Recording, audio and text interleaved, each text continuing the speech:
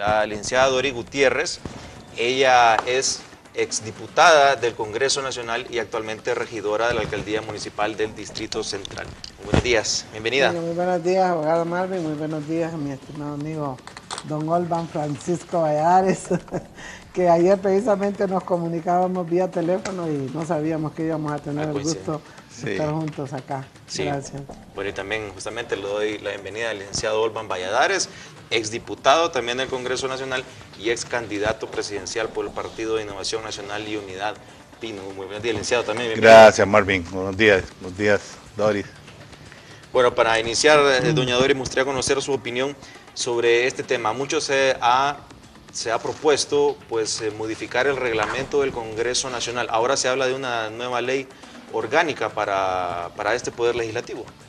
Bueno, sí, definitivamente que este ha sido un reclamo permanente de los diputados y diputadas que estuvimos en el Congreso Nacional y entiendo que los que están ahora también, porque es un Congreso en donde realmente los poderes son omnímodos. Quien decide todo es el presidente del Congreso. Hay una junta directiva, pero que ni a veces la misma junta directiva conoce cuál es la agenda que se va a tratar. Eso porque ellos mismos, los mismos directivos han dicho que no la conocen, mucho menos el Pleno, que es el resto de los diputados y diputadas. De manera antojadiza también el presidente del Congreso tiene facultades para poder manejar el presupuesto, para poder asignar fondos, para poder incorporar diputados suplentes, etcétera, etcétera. Entonces, yo me recuerdo que nosotros cuando estuvimos ahí en el Congreso presentamos en 2 oportunidades cambios al reglamento del Congreso. Ahora se habla de una ley orgánica. Pues ojalá que el enfoque de esa ley orgánica, porque el problema no es que sea reglamento o ley, sino que el enfoque de esa ley orgánica realmente vaya orientada a combatir esos poderes omnímodos que existen ahí, esa, podríamos decir, falta de capacidad del mismo resto de los diputados de poder darse cuenta cómo se están utilizando los fondos, no hay una rendición de cuentas permanente, las asignaciones que se dan a los diputados se hacen de forma que si responden a los intereses de quien está a la cabeza del Congreso, son apoyados, y si no, no. Entonces, ojalá que todas estas cuestiones realmente se regulen en la nueva ley orgánica y que se superen una serie de problemas que hay en el actual reglamento. ¿Estaría de acuerdo, por ejemplo, que se rotara, que sea anual el presidente del Congreso y que se rote en los diferentes partidos políticos por un año? Bueno, yo pienso que no debería ser una rotación así mecánica, porque eso también es un poco arriesgado, sino que debería ser una rotación considerando los méritos y considerando también la trayectoria de los diputados y las diputadas del Congreso Nacional de la República, porque si no se convierte en una cosa mecánica y es bastante arriesgado que solo porque le toca a un partido X vaya a dirigir el Congreso a alguien que no tenga la capacidad y los méritos suficientes. Entonces en eso de las rotaciones habría que tener cuidado. Luego me parece que la Junta Directiva tiene que tener un rol de formar un equipo con el presidente del Congreso, que hasta el momento, por lo menos en los 3 periodos que yo estuve, no sé, del compañero Olban, y ahora se siente que realmente no es una junta directiva, no es un cuerpo colegiado. No, lo mismo, yo he conversado con varios de ellos que están en la junta directiva, y le digo, ¿es cierto que va a tratar otra cosa? A saber, nosotros no sabemos.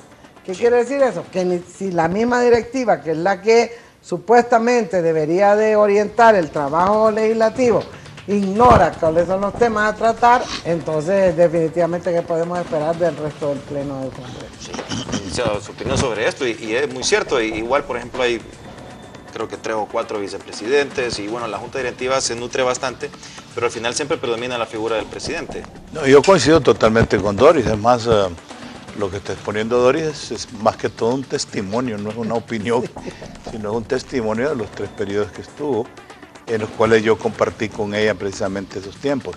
El Congreso reviste en su modo de operar las características que le imprime el presidente.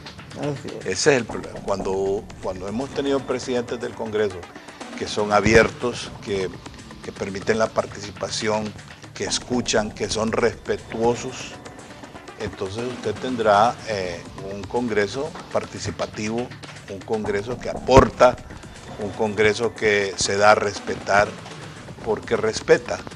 Pero cuando usted tiene un presidente autoritario, un presidente que manipula, un presidente que anda detrás de otros objetivos que no son necesariamente los de legislar, que es para lo cual fue electo, pues los diputados no son electos para otra cosa más que para legislar. De un tiempo para acá se adoptó la modalidad de que los diputados entran en campaña política desde el primer año que están ahí. ¿Y cómo entran en campaña política? Por medio de los subsidios. O sea, se les asignan cantidades a los diputados para que se supone que hagan proyectos, pero los proyectos también tienen características. Dependiendo de la naturaleza del político, del diputado, dependiendo de su alto grado de conciencia en cuanto a su responsabilidad con el pueblo, así los proyectos se encaminan a hacer obras concretas, que funcionan, que producen, y hay otros que son nada más barnizaditos para dar buena fotografía en los medios de comunicación y un comentario favorable de alguna prensa que está ahí arrimada al diputado. Entonces se distorsiona totalmente la función del diputado y usted se pregunta a veces por qué hay una mora legislativa tan grande.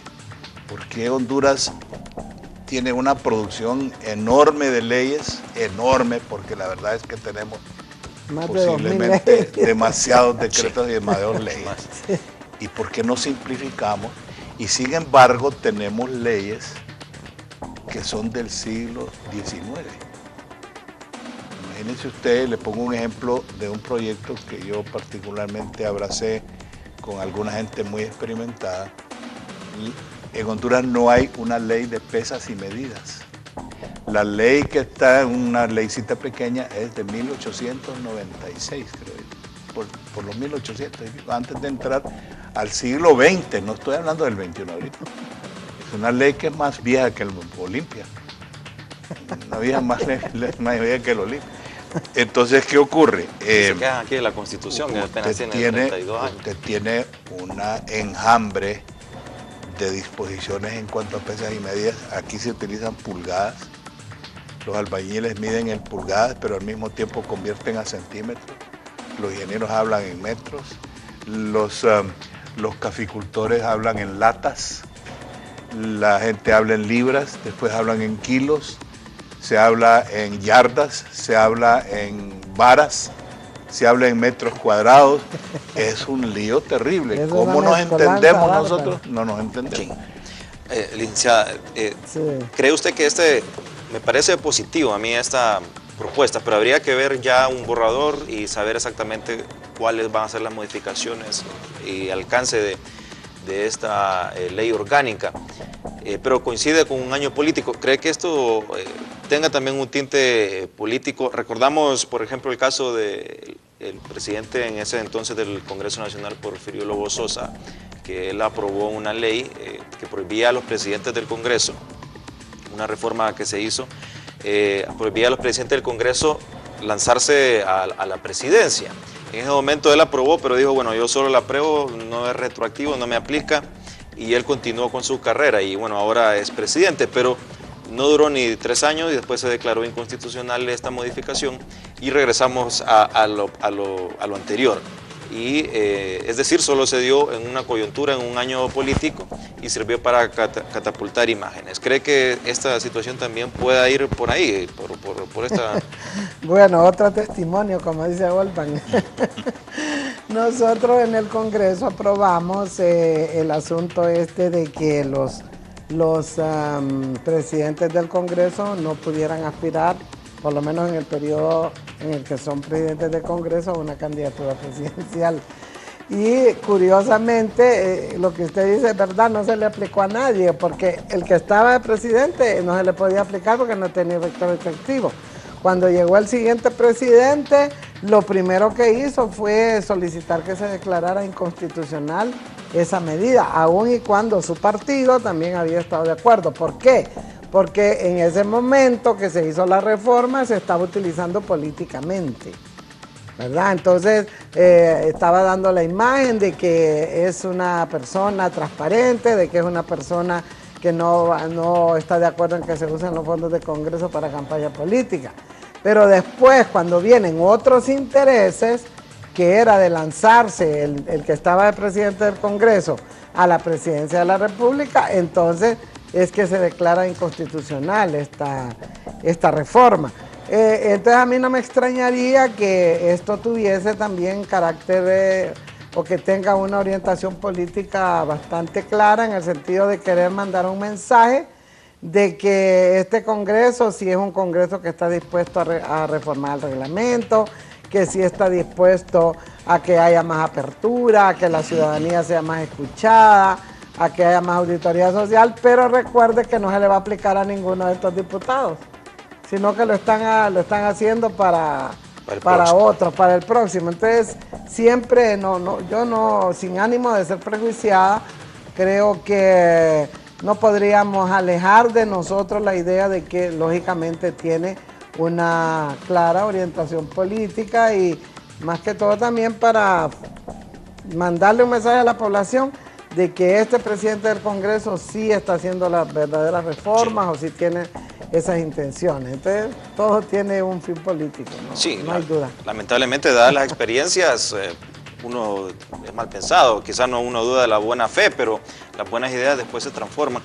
Por ejemplo, este Congreso, siempre el presidente promueve que él ha sido el que ha liberado, por ejemplo, ha tratado de imprimirle transparencia al Congreso Nacional y menciona de que se pasó del voto manual, prácticamente que se levantaba la mano cada diputado en las votaciones, a un voto electrónico, pero en la práctica, ¿qué es lo que ha pasado? Votan diputados que ni llegaron tan siquiera. No hay nadie en la mesa y en el curul y aparece que votó, entonces se dan una serie de irregularidades que dice, bueno, uno lejos de modernizar al Congreso Nacional, más le facilita el tipo de fraudes, por así decirlo, que nunca quedan aclarados. Habla, por ejemplo, de que por la transparencia tiene el Congreso su propio canal, nos parece muy bien, pero imprimen solo las sesiones, transmiten solo las sesiones prácticamente en que aparece el presidente del Congreso. Y si se mete usted a la página de internet del Congreso Nacional, prácticamente va a ver solo la foto del presidente, de Juan Orlando Hernández, y toda la noticia relacionada solo a Juan Orlando Hernández, a pesar de que el Congreso está compuesto por 128 diputados, no solo el diputado presidente. ¿Cree que también puede ser por un tinte político, en que pueda tener algo de positivo si se revisa bien el borrador? Mire, yo creo, Marvin, que el problema fue haber retrocedido siglos cuando se dio al traste con la reforma constitucional, que a mi juicio estuvo bien hecha.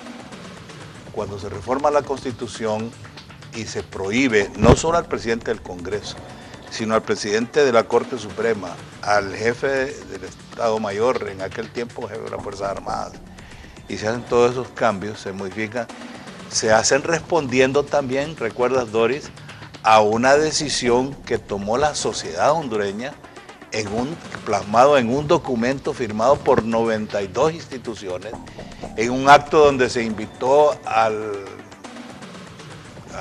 cuerpo diplomático, a la sociedad civil organizada. Todo el mundo estaba ahí en un hotel de la ciudad capital y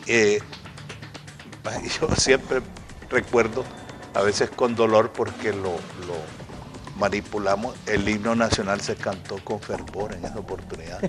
Y cuando en el Congreso Nacional, como en muy pocas ocasiones se canta el himno nacional cuando se termina de aprobar una ley de trascendencia nacional, como se hizo, por ejemplo, con la ley orgánica de la universidad, que transformó totalmente esa estructura anacrónica y corrompida que había. Entonces, ¿qué es lo que ocurre? Cuando vienen los intereses, o sea, el Congreso no actúa espontáneamente en aquella oportunidad con Pineda Ponce, sino que responde a un convenio casi popular que había, recibe el beneplácito de la sociedad y uno dice, nos liberamos ya de este fantasma, porque no nos olvidemos, recorramos a la historia, que cada vez que un presidente del Congreso ha optado por la candidatura de su partido, siempre ha habido conflictos. No nos olvidemos del conflicto serio que hubo entre Vidal Morales y Modesto Rodas Alvarado, entre Carlos Orbín Montoya y el presidente Ascona, entre Bimbú y el presidente... Reina era. Suazo Córdoba. Suazo Córdoba. Ahora, en esta oportunidad, aparentemente hay un concordato entre el presidente de la República y el presidente del Congreso, pero no es correcto, no es político, no es estratégico para el país, no es conveniente para un país, cualquiera que sea, y particularmente un país como Honduras, donde existen tantas desviaciones en la operación de las instituciones, que se permita que se pueda abusar de ellas. Y eso es precisamente lo que llevó a la modificación de la Constitución.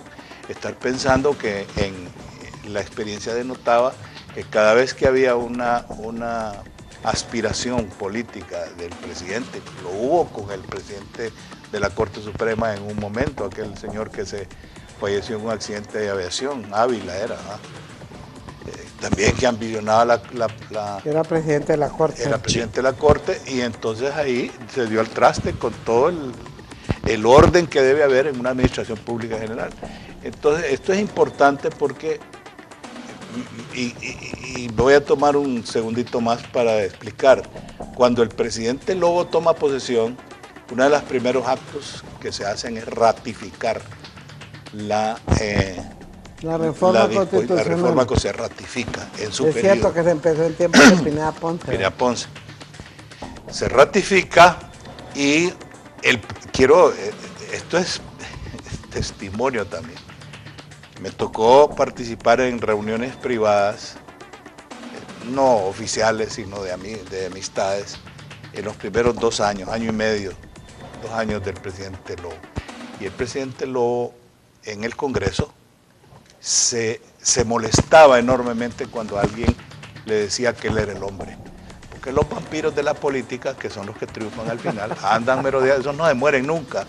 Los mismos vampiros que rodearon al general Carías en los 40 y rodearon a Vidal Morales y estuvieron por ahí, esos siguen vivos. Y rodearon también, los vampiros de la política, a los aspirantes.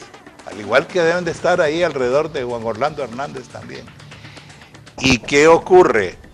Le meten en la cabeza a él que él no le podían aplicar la reforma constitucional porque él ya era presidente del Congreso. Y que la ley no tiene efecto retroactivo. Sí, claro, pero esa era una aberración jurídica. Y lamentablemente el Partido Liberal se quedó callado porque era también en la marietaria. Y la Corte por principios morales y no dijeron nada en la Corte Suprema de Justicia. ¿Por qué?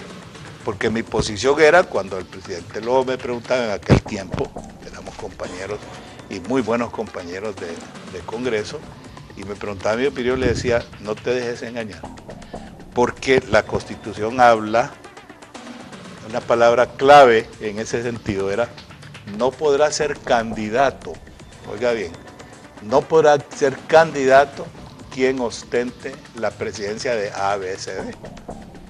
Entonces, la pregunta es esta, ¿cuándo se es candidato? Se es candidato cuando el Tribunal Nacional de Elecciones lo inscribe y le entrega su... Ahí es candidato. Antes de eso es precandidato.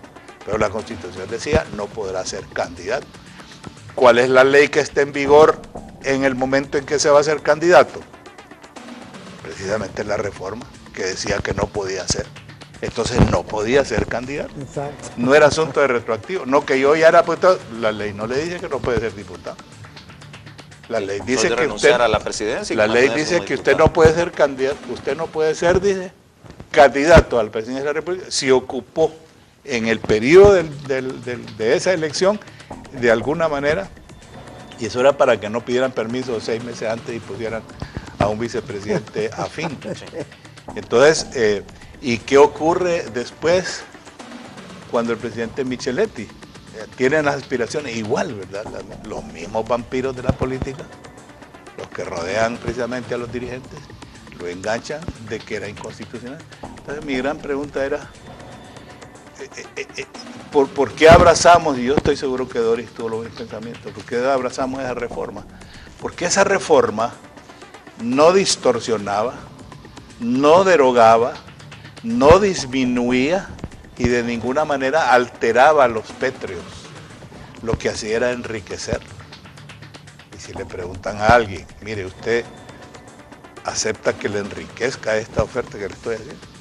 ¿Quién va a decir que no? ¿Qué pueblo se va a oponer a eso?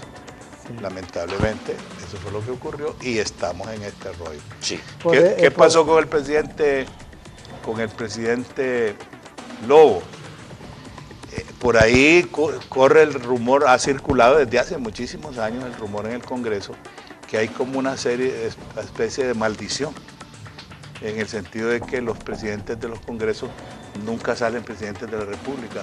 Y si vemos el tracto sucesivo veremos que eso ha ocurrido, excepto con el presidente Flores. El presidente Flores, siendo presidente del Congreso, gana la presidencia de la República por circunstancias muy especiales. Entonces, si eso continúa, unos dicen que es maldición, otros dicen que no, que es una cosa extraordinaria. Sí, bueno, Micheletti también, por las circunstancias que se dieron. Pero sí, sabemos que Juan Orlando tiene difícil eso, por lo mismo que el Congreso Nacional, presidente, no gana, quizá porque el mismo pueblo pues no le gusta eso de siempre tener la duda de dónde se utilizan los recursos para las campañas. Y también el candidato oficialista nunca gana. Recordamos el caso, por ejemplo, de Micheletti, fue el candidato que respaldó el presidente Zelaya y fue el que perdió. Es el caso más nuevo que podemos citar, pero en su mayoría todos los candidatos que han tenido pues, el respaldarazo del gobierno prácticamente es el beso de Judas que lo condena a no ganar las internas. Y por eso ahora se tratan de desmarcar un tanto de los gobiernos que usualmente ya para el tercer año pues, pierden una popularidad, los números bajan. En el caso del presidente Lobo, si vemos la popularidad que tenía cuando en el 2010 inició su gobierno, ha bajado a niveles estrepitosos y continúa bajando a niveles negativos la popularidad, así que es un tanto complicado. Pero tenemos una nota con el juicio político. El caso de la reforma que nos hablaba doña Doris y el licenciado Olvan Valladares se declaró inconstitucional y se derogó. Ahora se habla de un juicio político que también tendría que reformarse la Constitución, para algunos positivos, para otros negativos, para otros no es el momento aún para un juicio político, pero esto ya está en la discusión. Vamos a la pausa y al volver conoceremos la opinión de nuestros invitados sobre este tema del juicio político y también sobre la corrupción. Vemos corrupción en todos los niveles, en todas las áreas de la sociedad hondureña y esto preocupa. Las instituciones que se han creado para combatir la corrupción no han llenado las expectativas y muchas de ellas, pues, como el Consejo Nacional Anticorrupción, no tienen la verdad unos mecanismos para realmente atacar de frente y frontalmente la corrupción. Vamos a una pausa y regresamos en primer plano con el licenciado Olvan Valladares y la licenciada Doris Gutiérrez.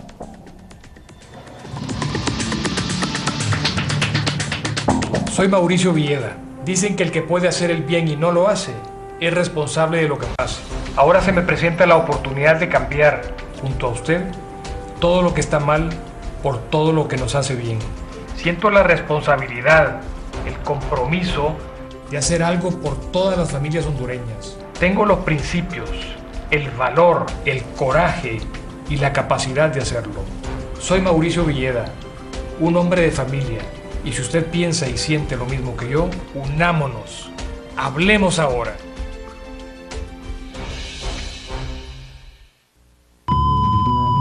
Tratamiento diario para prevención de infartos. Cardiodolor. Cardiodolor. Con capa entérica. Cardiodolor. Tratamiento diario para prevención de infartos. Un espacio para exponer las dificultades. Para mí la verdad vale más que todo. Y ella me ocultó algo que a día de hoy es bien duro para mí.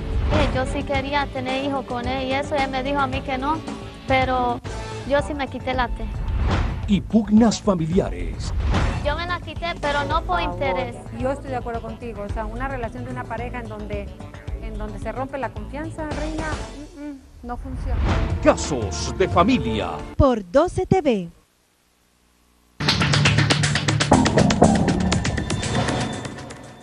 El pueblo hondureño aún no está listo para establecer el procedimiento del juicio político, ya que sería una arma muy poderosa en manos de un niño, porque los políticos aún no presentan la suficiente madurez ni la cultura política para implementarlo. El pueblo hondureño no estamos listos todavía para un juicio político, para establecer ese procedimiento.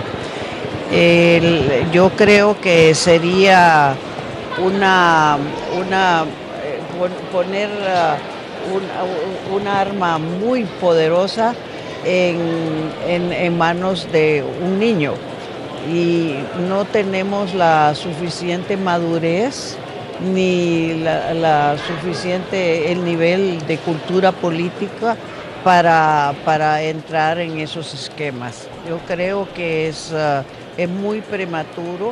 Sí se puede estudiar un poco lo que es el juicio político, pero hay que estudiarlo un poco más. Expertos políticos expresan que la política de Honduras todavía no está lista para pasar por este proceso, ya que no es el momento propicio. Se critica a Honduras porque se dice que lo dado en Paraguay es la copia al carbón de lo que sucedió en nuestro país. Yo pienso que somos sociedades diferentes. De hecho, allá sí se han dado algunas manifestaciones, han sido dentro del marco pacífico. No se conoce en ningún medio de comunicación que hayan quemado negocios como sucedió en Honduras, que hayan manchado paredes y que hayan dañado edificios públicos y privados. A nosotros los hondureños nos queda mucho para poder alcanzar ese nivel de cultura. Aún Paraguay, que no es una de las naciones más desarrolladas a nivel latinoamericano. Y en cuanto a juicios políticos o referendos revocatorios, yo creo que debemos coincidir con lo que habló el señor Stein. No está ni la clase política, ni mucho menos la sociedad de nuestro país preparada para este tipo de eventos. El juicio político es un proceso por el cual Honduras está lejos de pasar por la ineficiencia de los políticos que nos rigen. Como a ellos no les conviene que Honduras pase por un cambio y depurar las organizaciones gubernamentales, dejan de lado este tema. Para Noticiero Universal, Adilia Medrano. Teníamos en la nota, el juicio político.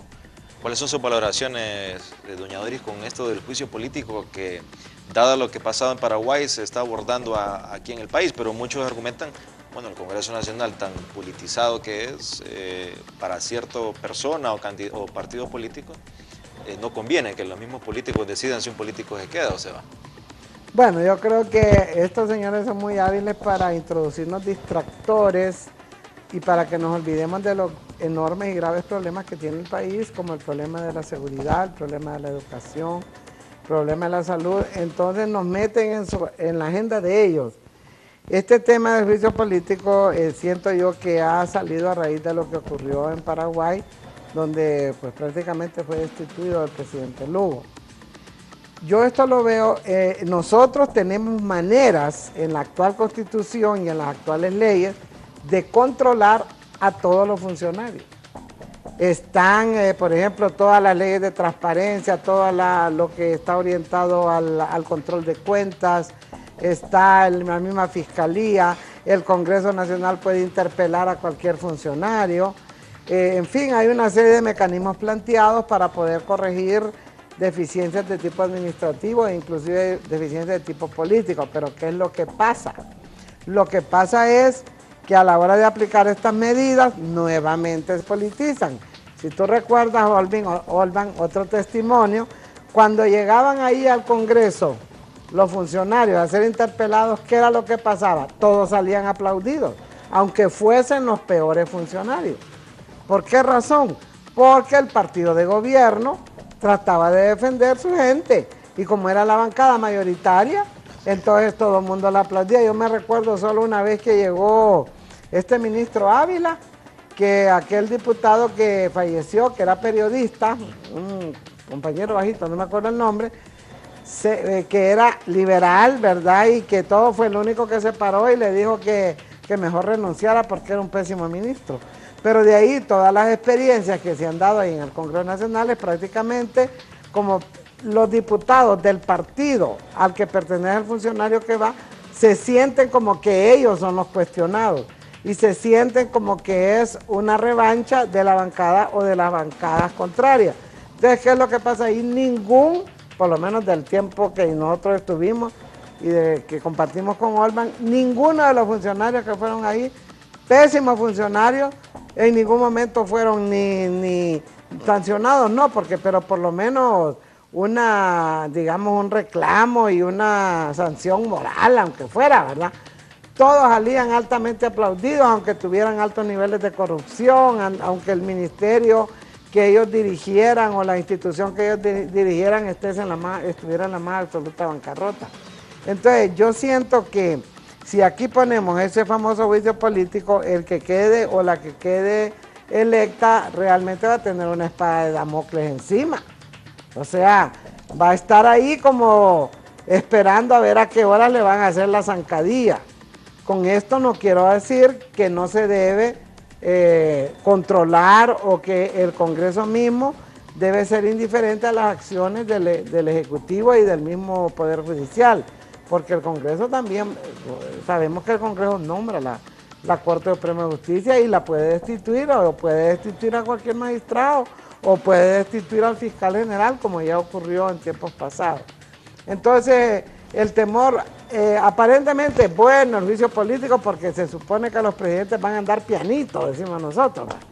Pero también se puede convertir en un medio de ingobernabilidad y también de que el presidente, sobre todo la presidenta, va a caer en un estado como de inanición, de inercia, o sea, porque va a estar pensando, lo que voy a hacer me puede llevar a que me pongan un juicio político o no.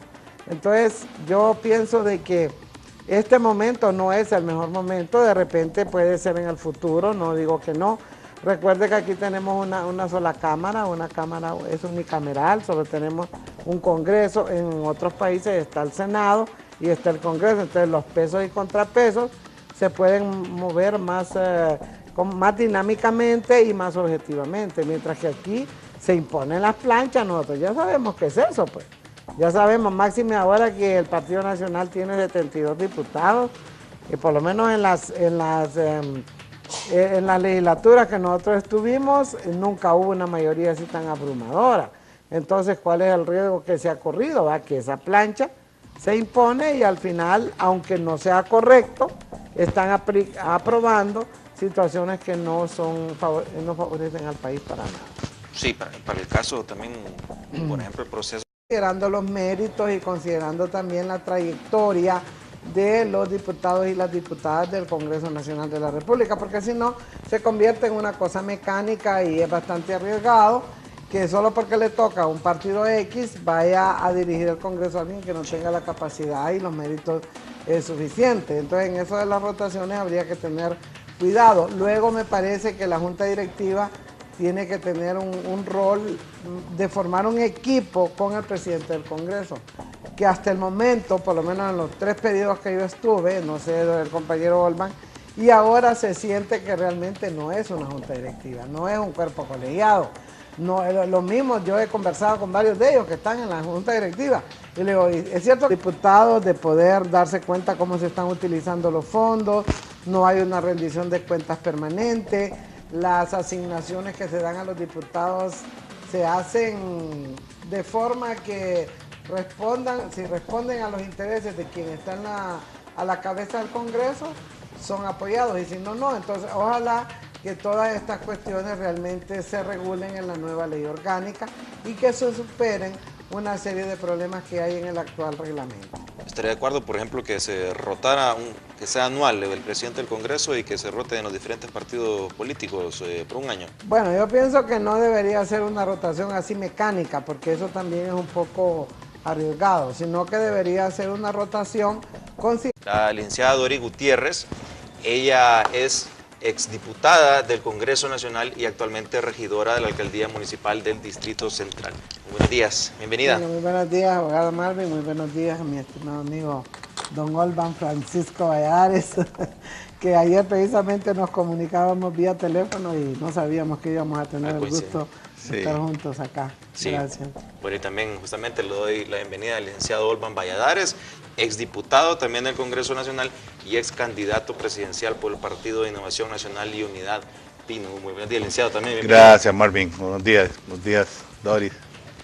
Bueno, para iniciar, doña Doris, me gustaría conocer su opinión sobre este tema. Mucho se ha propuesto. El presidente del Congreso tiene facultades para poder manejar el presupuesto, para poder asignar fondos, para poder incorporar diputados suplentes, etcétera, etcétera. Entonces, yo me recuerdo que nosotros cuando estuvimos ahí en el Congreso presentamos en 2 oportunidades cambios al reglamento del Congreso. Ahora se habla de una ley orgánica.